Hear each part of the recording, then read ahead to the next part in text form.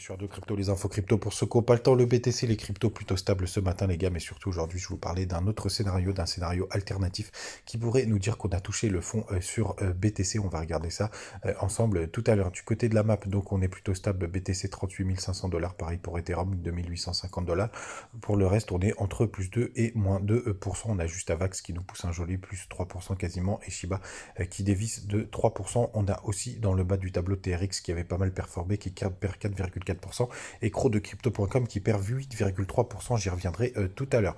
Donc les gars, qu'est-ce qui pourrait se passer sur BTC? C'est qu'on voit qu'en ce moment, tout le monde s'attend à un dernier flush baissier. Et vous savez, BTC, il aime bien piéger tout le monde. Donc, est-ce que ce serait pas un énorme piège? Bon, les gars, je vous le dis, hein, quand même, j'adore ce scénario parce que c'est mon préféré, mais c'est pas celui que je vais privilégier. Je m'attends quand même à ce flush baissier, mais je me garde toujours en tête que BTC, il aime bien nous faire un gros piège et pour qu'on fasse tous des gros fails. Et c'est pour ça que c'est assez intéressant comme scénario. Et surtout, je vois qu'il y a beaucoup de peur depuis un certain temps. Tout le monde hésite à rentrer et l'extrême peur et la peur, c'est souvent les meilleurs moments pour le BTC. Du coup, je vois aussi qu'il n'y a plus beaucoup de levier dans les Alpes, ça s'est pas mal calmé de ce côté-là, et surtout en weekly, on a quand même toujours ce W qui n'est pas invalidé, et on est quand même sur des très très gros supports, et surtout les gars, par rapport au contexte macroéconomique, hein, notamment la guerre en Ukraine, etc., on se dit que dans ce contexte-là, ça peut pas repartir, c'est beaucoup trop compliqué. Et en fait, en mars 2020, pendant le Covid, on avait à peu près cette même idée en se disant que ça c'est pas possible, ça peut pas repartir,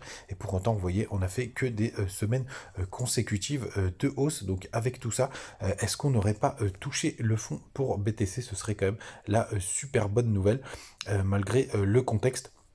Et ce que je vais vous montrer aussi ici, c'est qu'on a quand même pas mal d'indicateurs qui nous disent qu'on a touché le fond, et c'est pour ça aussi que je voulais vous montrer ça. Et vous voyez, dès qu'on a un petit flush baissier, qu'on a comme on a ici, ici ou ici, et qu'on a touché ce point bas ici, on a un rebond du BTC, et j'ai trouvé que ce graphe nous donnait aussi des choses à dire pour pouvoir appuyer cette théorie. Les gars, quand on va en 4 heures sur le BTC, ça y est, on a cassé notre petit canal baissier à la hausse. On a fait même le magnifique pullback hier, je vous l'ai poussé sur pas mal de réseaux. Donc on va voir comment ça va réagir pour le moment.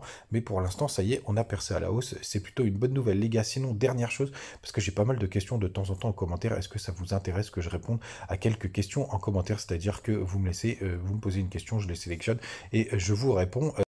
Et on démarre avec la première question que j'ai eue hier de Biker Scout Industries, j'espère que j'ai bien prononcé, qui me demandait pourquoi le token Cro avait décroché. Eh bien tout simplement parce que Crypto.com a décidé de changer les règles de cashback, et du coup c'est beaucoup moins intéressant de détenir du Cro. Ça a baissé les earns, les cashbacks sur les cartes, etc. Donc il y a eu une vente massive du token, et ça explique pourquoi il y a eu une très grosse chute. Je vous invite à aller voir l'article de Cryptos. Donc les gars, si ça vous intéresse, toutes ces petites questions, vous me les laissez en commentaire, et puis j'y répondrai, je les sélectionnerai tous les jours. Faites attention à vous et passez une bonne journée.